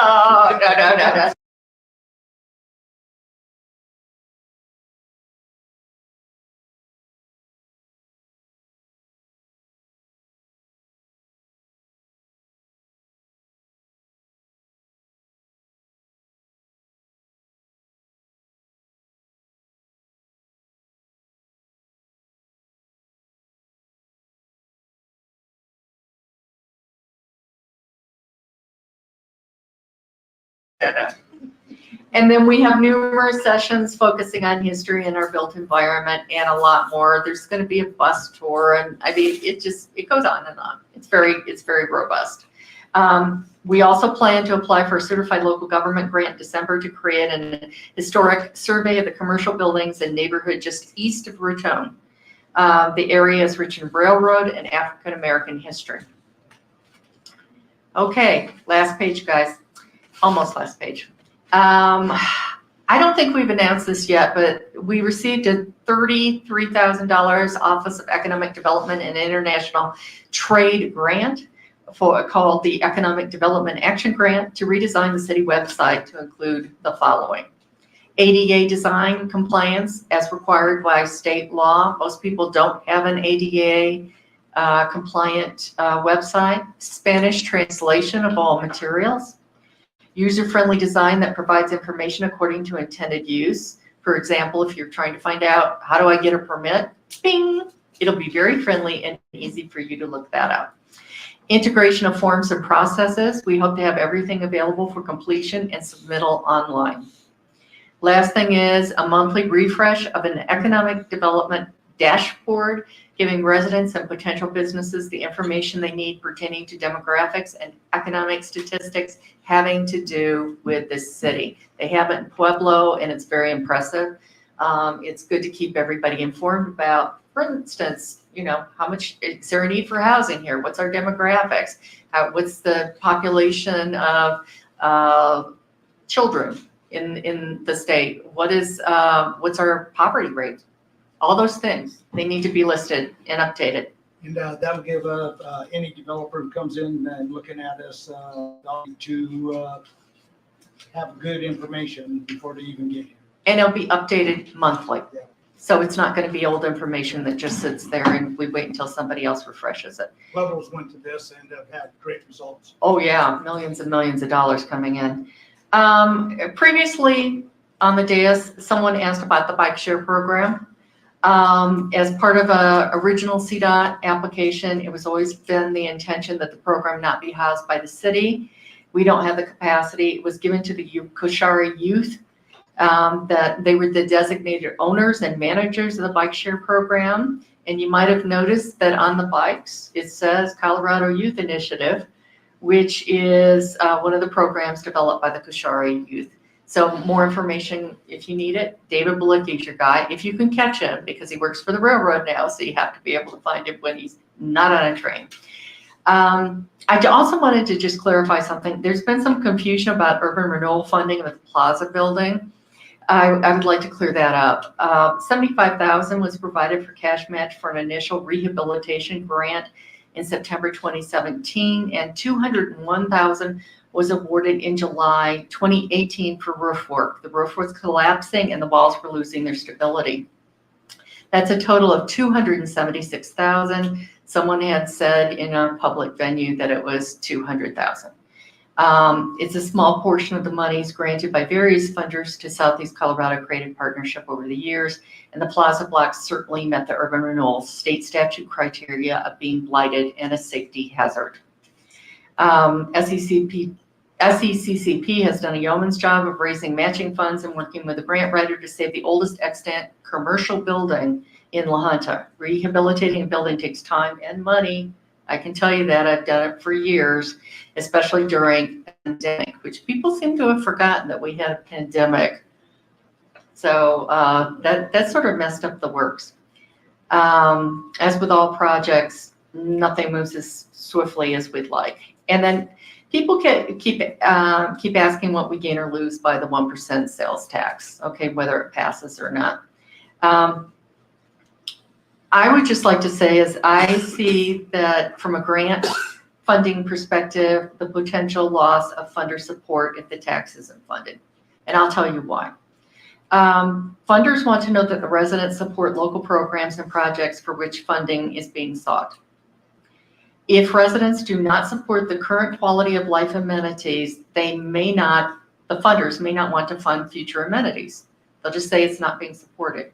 So it leaves me as a grant writer with very little to work with when they ask me that question straightforward. The gain of supporting a 1% city sales tax and passing it is that it demonstrates the residents approve of maintaining and improving on quality of life amenities such as the swimming pool, public library, senior center, and golf course. I want to mention one other thing. This is kind of a strange thing to add, but I recently got my hair cut, as you might notice. And while I was in there, the hairdresser told me something. She said that some people think that all of this money can just be replenished with grants. And that is not so. And let me tell you why. It's not that I'm being stubborn. As anybody knows, I'm a girl who can't say no when it comes to writing a grant. But they're not usually for operating funds. They do not give grants for operating funds. They are very few and far between. And they're usually seed money for the beginning of whatever it is that you're asking for the operating funds. They give money for programs and for projects. And what is being cut, which is for operating funds, not programs, not projects. So, well, seriously, it happened in the beauty salon. What can I say? Okay. And if anybody has questions on the 1%, I'm available. Cynthia will answer questions. Lisa will answer your question. You can call Dean or you can call Bill, whoever you feel comfortable with. So the last thing is that I was just looking through the Reimagine La Junta list, laundry list from 2016, and I found that we have a lot of wins. And we don't count those. Mostly we hear when something is going south. But these are the wins, okay? And these are not all the wins. I provided it to everybody so you could look at it. But it was asked that we become a certified local government Main Street program, as well as a creative district. We did it. We did it in record time, all of those things. We have a study, albeit we need a refresh of that because that was from 2015, as I recall, about area leakage. That means what people are purchasing outside of the city causing us to lose income. They did it immediately. That's a win. Local investment downtown rehabilitation in the Main Street Open for Business grant for the 6 buildings. That's a win. People asked for something, it happened. We've replaced sidewalks in terrible shape on 2nd Street. I mean, that area was horrible. It's now clean and good. Code has been updated, and that was on the list, thanks to Michael Yearman and a Rural Economic Development grant. There have been efforts by various departments to educate the community on what the city does. I know because I've participated in those over the years. The city park sidewalk and inside path completed. There have also been, we received a GOCO grant to complete a Parks and Recreation plan. That was on the list. The Chamber of Commerce had a Christmas tree lighting just last year. Check. And the Plaza block is currently being rehabilitated. And there's much more to be thankful for. I think we just need to spend the time to look at what we have accomplished, not always what we haven't done. So I'm feeling uplifted by everything everybody said today. And it's been amazing, all the community support and listening to them that they really do want to save their amenities. And also what you said, wow, about the hospital, that's absolutely amazing. So are there any questions? Just let us know the status of the tennis courts, what's going on there. That's a battle. And why we haven't done anything. Well, we have done something. Ground. Yeah. Just didn't get the We didn't get the grant. I applied to actually OEdit for This time. 2 times. Yeah. 2 times to them. What it was that, and I also, you can ask my boss, he'll tell you, I always call them up and I ask them, is this something that could be competitive? Can we move forward with that? The first time we didn't get it, I got all the reports from all of the evaluations from the people who scored it and all the rest of it. He did not tell me, and I kind of caught him on this. I called him up and I said, you didn't fund any projects. You just funded programs. And he said, well, we decided not to fund projects because it's too difficult with a federal grant to be able to do that. And twice I applied, twice I took his advice. So that was part of it, all right? Then I turned to the State Historical Fund. What I heard was they really wanted funded, but they needed to have something that showed that it was concrete. We've never changed it out. We maybe put a slip on top of it, but we never changed it out, the materials. It's always been concrete. And they were also wondering, whether or not the fencing around it was going to be there. Heather Mays, who is absolutely incredible, found a librarian. Yes, the librarian found an article that said that it was, and it was current from when it was just poured, that it was a concrete tennis court with, and it was surrounded by fencing. It's all there. So I can now shove that in my packet and we can go forward. The price has probably gone up. Just so you know, it was around, with all of the experts, including archaeologists and all the rest of it, to replace those 3 tennis courts. is around 400 and some thousand. And it's also because the park is a historical. No, I can respond to that. Because I used to be the director of the State Historical Fund. And I can tell you that I already checked with the person who is handling the property protections. I used to do that job too. And he has said that there's no problem. So it doesn't matter That, no, he would give us permission. We have to formally request, but as I said, I always call beforehand. You don't surprise at funders. You make sure that they know what they're doing. So I have to gird my loins if I can do that and write another couple of grants. I have to find a second grant. Okay, because the State Historical Fund will only give us $250,000. That's their cap. There's a gap there. And that's okay, because, you know, if you remember, it took us 10 grants to do the city park around City Park. And I know everybody was thinking we couldn't get her done, but got her done. It just took 10. I just need to search. So, I just need to phase search to find, well, no, you don't phase a tennis court, hon. we might. It's a one-shot deal of pouring that, you know, and putting everything up. So that's what happened with the tennis court. Have you been getting a lot of requests? The park is a historic park, you know. Yes, we it got is. it dedicated, you know, that was due to us replacing that wall. Yeah, it is a historic, it's a historic site. It's a designated historic site. So you need to ask permission and you need to make sure that everything complies with what the needs are. You don't change things out and say, like, I don't know what it would be, put a gigantic metal clown in the middle of it or something like that to destroy the view shed. So there's some things that are limited. Any other questions for Cynthia? No. Cynthia, I do want to say that you have done an amazing job this year, as well as you, Nancy. You guys put in a lot of time and a lot of hours, and it's appreciated. Thank you for all that you do for us. Thank you. Thank you.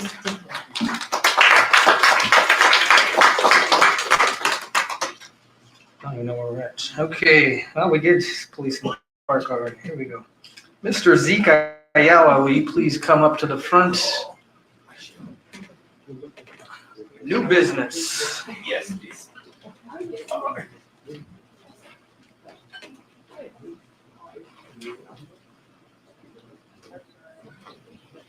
I guess. Fine. Is it on?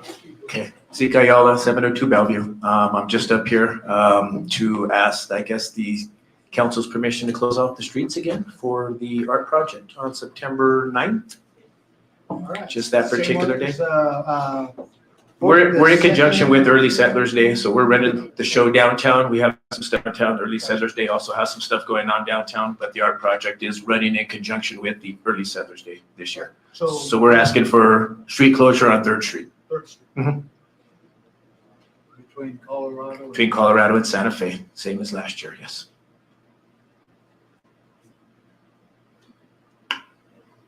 We need a motion on You that? guys. Do you have a I'll motion? do we have to make a motion?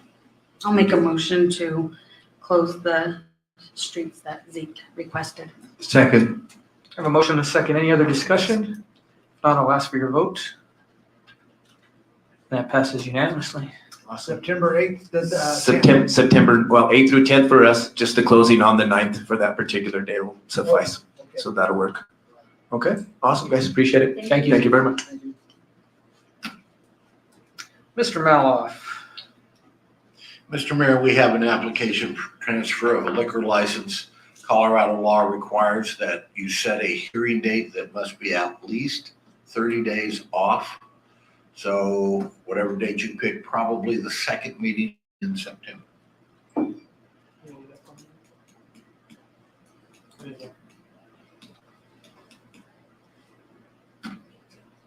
one less person to ask now. Does the 18th work for everybody here?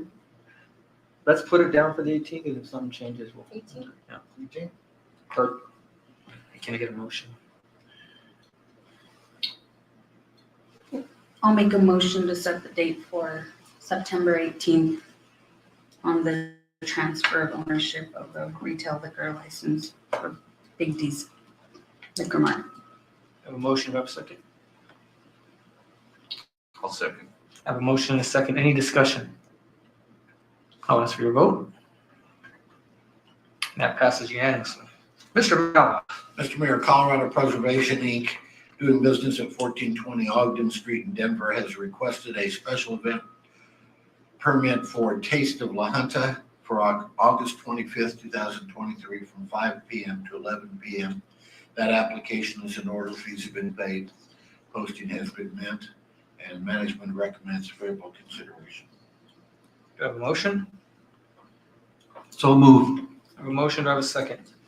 I'll second. I have a motion and a second. Any discussion? Not, I'll ask for your vote. Oh, I never cleared from this. That passes unanimously. There we go. Mr. Mala. Mr. Mayor, the next four items are all one and the same.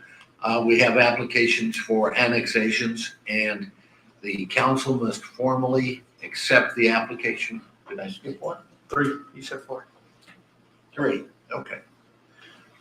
I'm a graduate of St. Patrick's Catholic Grade School. We never learned to count. And a speed reader. And a speed reader. The state law requires that you formally accept the application, which in essence starts the proceedings, allows city management to review the application, allows planning commission to do their thing. So in each of those 3 circumstances, I would ask that you favorably approve the start of the annexation process. So does each one need a motion? Yes, please. Okay. I'd entertain a motion for. I'll make a motion for the resolution concerning the petition of annexation by Peggy Valerio, Patricia Membrano, Diana Alvarez, Irene Leyba, and Ross Leyba, Track 1. I have a motion. Do I have a second? I'll second. I have a motion and a second. Any other discussion? If not, I'll ask for your vote. Okay, yeah, this isn't Felicia's restaurant. This is the residence in behind owned by Ross Lake. And it's his residence and then the land right next to it. And they joined together. It's just that where they joined, they had to separate into 2 tracks to bring it in from Hunter. It's not the restaurant? No, sir. It's his residence in behind. Okay. I'd entertain a motion for the second track 2.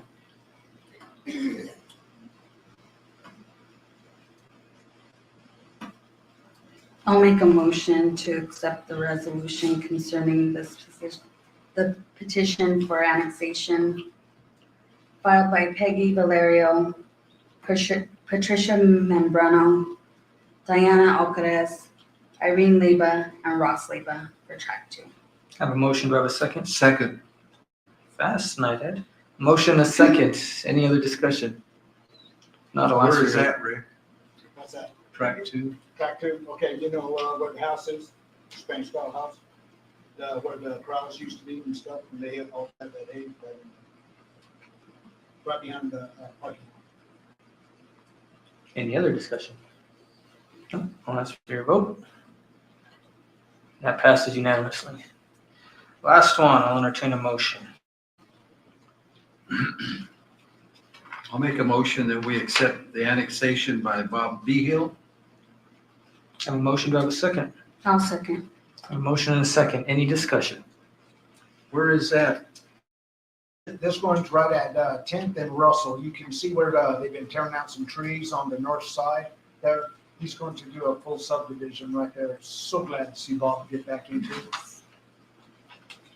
All right, I have a motion, a second, and discussion. Any other discussion?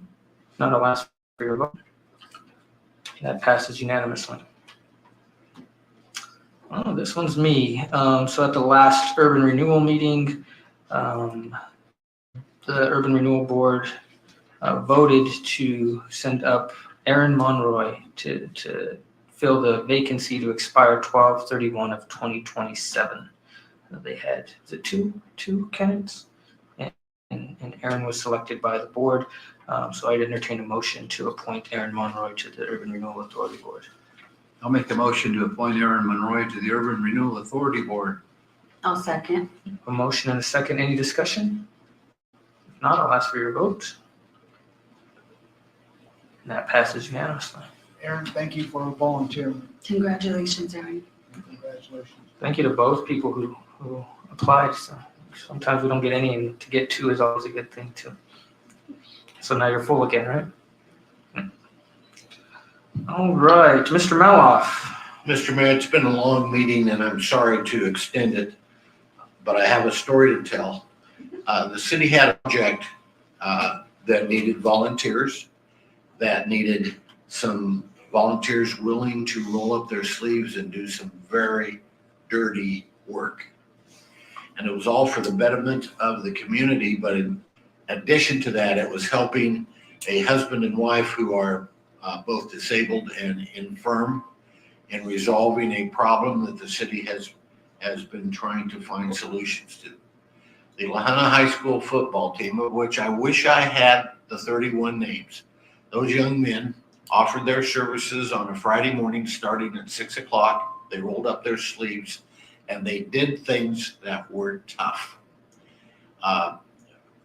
Cannot say enough about how organized the coaches were, how there was no complaining, there was no faces or jokes. They were just there to work, and they worked and they worked and they worked until the city finally was not able to keep them busy any longer for lack of trash facilities. So we really benefited. This couple benefited, the town benefited, but most important, I think the community benefited from knowing that we've got 31 young men willing to do something that they didn't have to do, willing to do something that required their commitment and their energy, and I'm appreciative.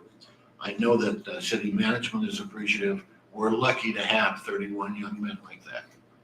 Go Tigers. And incidentally, one other thing, they have a nose tackle. He and I spent a lot of time talking about his role as a nose tackle. For those of you that don't know football, nose tackles are usually the biggest guy on the team, and he's right in the middle of the defensive line so that people can't run past him. And this kid wanted to be a nose tackle, and I think he probably weighed 80 pounds. Cute kid, tough worker too. Thank you, Mr. Meloff. Any committee and board reports? I attended the Senior Center Advisory Committee meeting.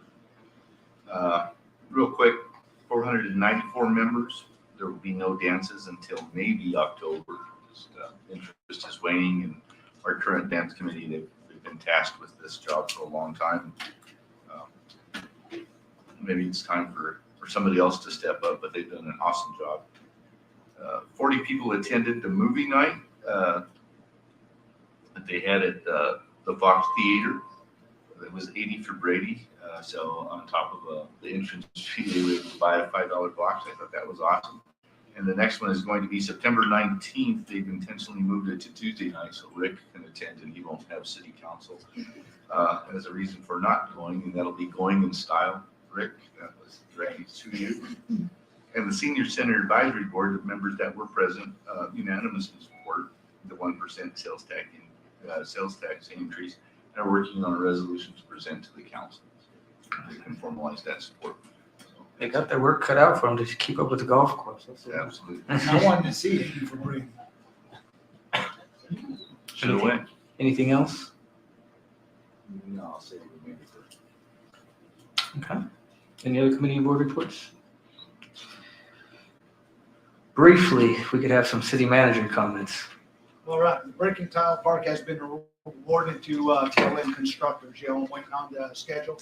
Let me tell you, they jumped right on it and they got all the paperwork into the state, and state's been reviewing it and just waiting when they could come out. And we had 5 different contractors that had bid on it and stuff, and it was good to see 2 local firms that really put out a lot of effort to try to get that bid, and did my heart a lot of good to see it land in about. Okay, we've pared down the brownfield down to 3. Today we had our 3 interviews, and now we'll be awarding that one coming out. And the brownfield is a $500,000 grant that got seen from the EPA super fund. And, we've had great success with the super fund grants, of where EPA has been coming in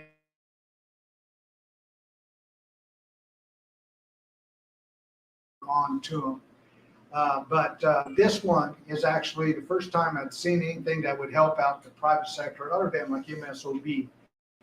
And what it does is it'll give you, anybody who has to do something with your building. It doesn't matter whether you're going to renovate it like Sutherland's or get it, tear it down or remodel it or whatever.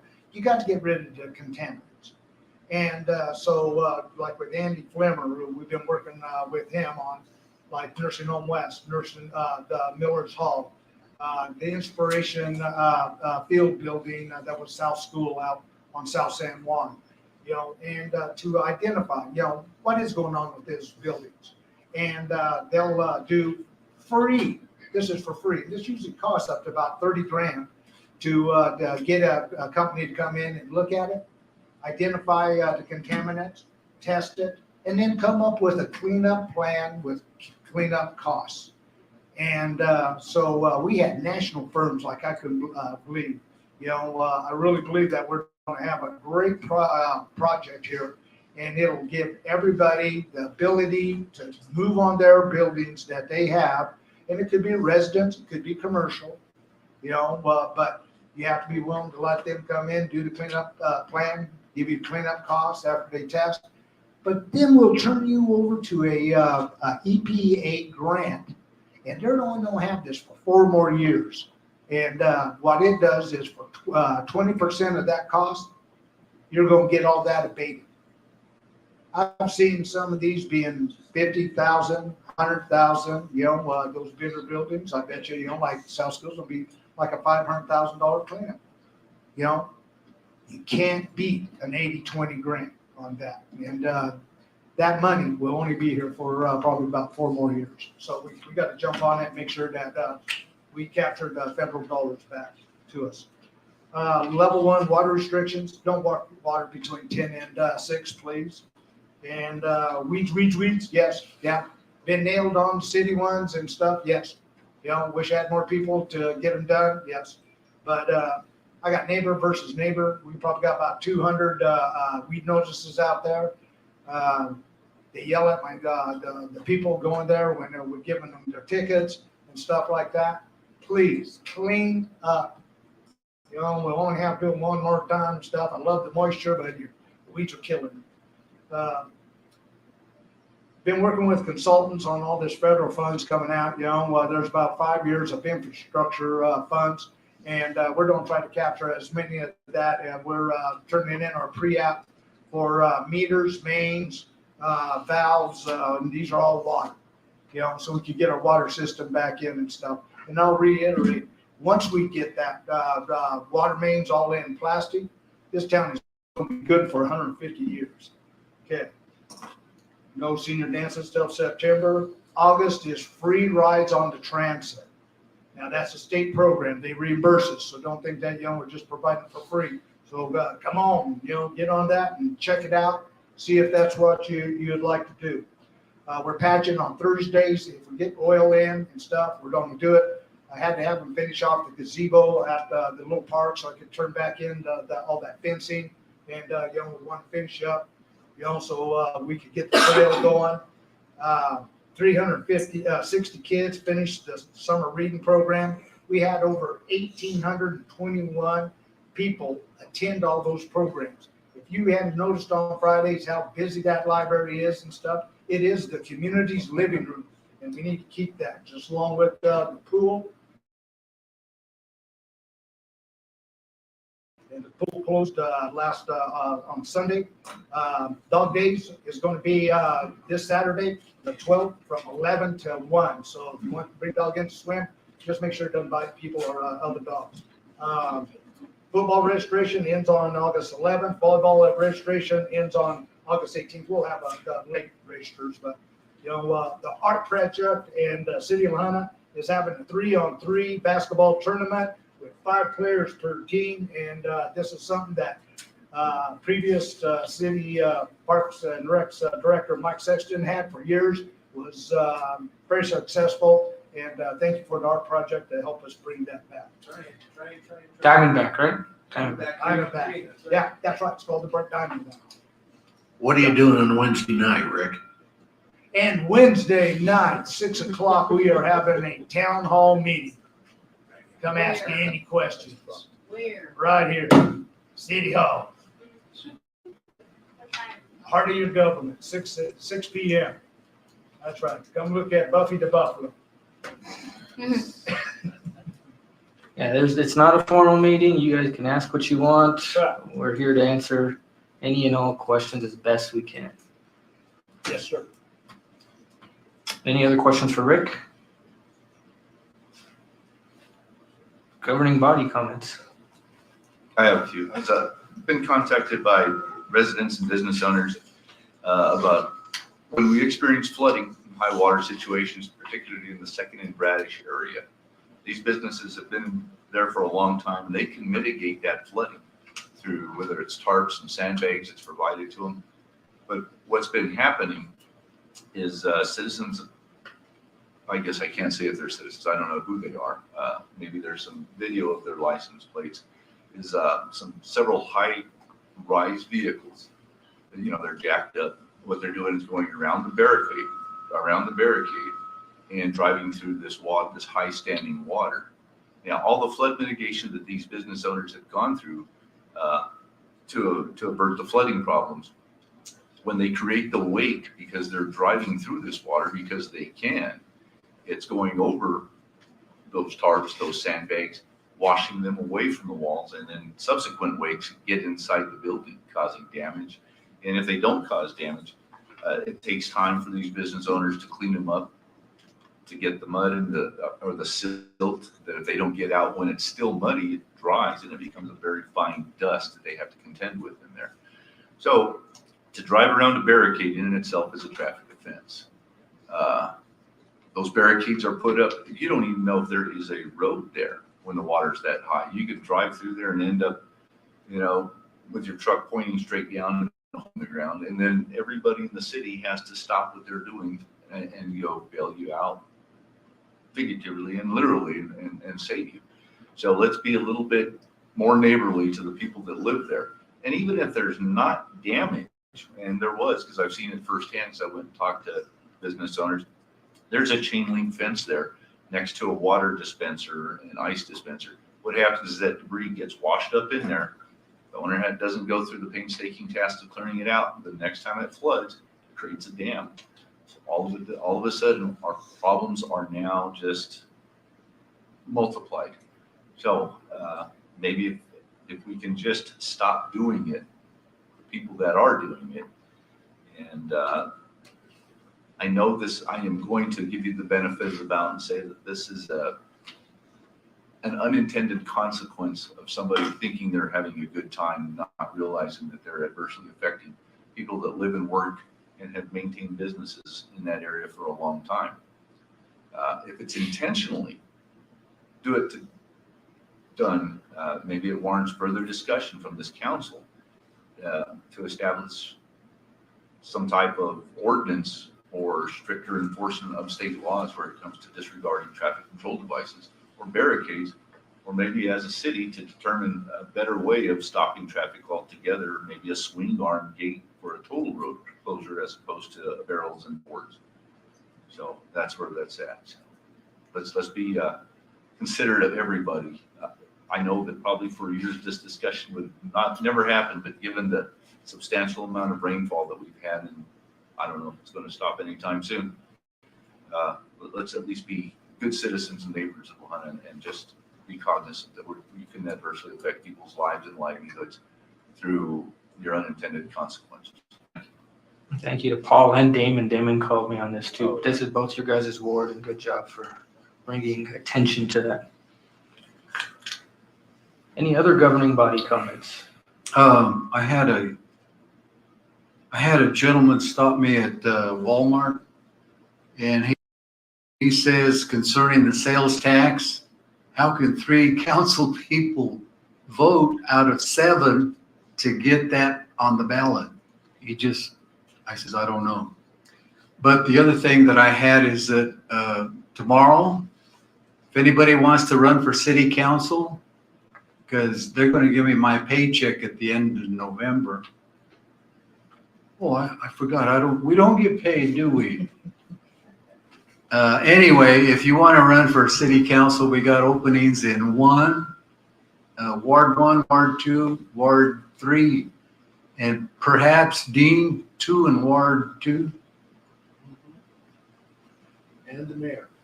and the mayor and utility board. So if you're really interested and want to kick in, go see Melanie tomorrow. You got 20 days to get 25 signatures. That's pretty easy to get.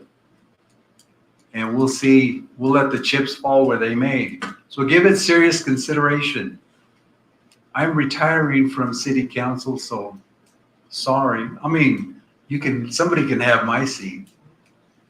That's all I had. Would we be able to have any packets at the town hall meeting? Are you gonna be there, Melanie? So then that way, if they can't go during the daytime, they'd have those available. I had a recommendation. Thank you. Do you have anything else?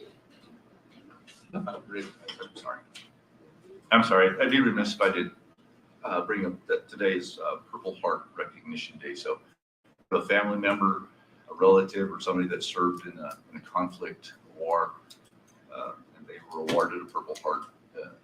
Just remember those if they've passed. Remember that comes at a great degree of sacrifice. I don't know if there's any Purple Heart recipients in the crowd, but thank you. And yesterday was National Farmer and Farm Worker Appreciation Day. So thank you to the farmers and the farmers and the migrant seasonal farm workers that feed us. So I would have been remiss if I had not said anything about that. Thank you. I'm going to be very brief. I'm surprised Rick didn't have this in his city manager comments, but congratulations to Lisa Pantoya for completing her Action 22 Leadership Academy. Yes. She did a great job. I'm very happy with that. And congratulations to you, Joe, for completing it. And we have 26 new leaders out there, and that Leadership and Governance Academy was a great success. And we're going to be holding it again. It's at CSU Pueblo. We'll teach you the difference between local government, state, federal, how to run meetings, how to lobby for a bill, how to write a bill, how to lobby against a bill, how to testify for those or against them. And everything that I've had fun with in my entire career, that I had to learn it on the fly. You get to learn it before you go in. And congratulations to Daniel Horton also. Daniel Horton, yes. And then we also had the Attorney General here. We had a nice big crowd for him out here in this building right here. He did one on mental health, and then he did another on ag. So it was a pleasure to have him. We had a nice dinner afterwards and got to discuss a lot of stuff. As Rick likes to say, if you're not at the table, you're on the menu. Right? So, but thank you to everyone. The whole thing with Elaine stepping down tonight kind of threw me for a loop to start this meeting. So we'll have to figure out how that vacancy takes place, Dean, and then we'll. It works out to the day, exactly to the day, her seat will just be, we can leave it vacant and put it on for the election. So it'll just be 6 until November? Okay. And that is all I have. I will call this meeting adjourned. Thank you all for coming out tonight.